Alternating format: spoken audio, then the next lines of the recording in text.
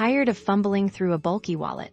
Let's ditch the cash and cards and unlock the simple way to pay in stores using just your iPhone or Apple Watch with Apple Cash. First, make sure Apple Cash is set up if you haven't already. Open the Wallet app on your iPhone. If you see an Apple Cash card, you're good to go. If not, you may need to follow the prompts to activate it and verify your identity.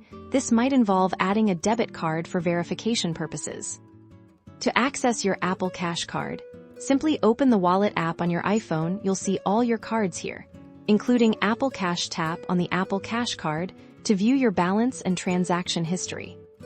Now for the fun part, paying. When you're at a store that accepts Apple Pay, look for the contactless payment symbol at the checkout.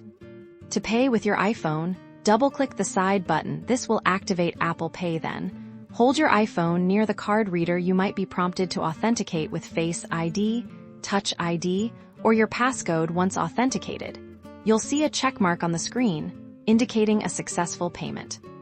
If you're using your Apple Watch, simply double-click the side button to activate Apple Pay, and hold your watch face near the card reader. You'll feel a gentle tap and hear a beep when the payment goes through.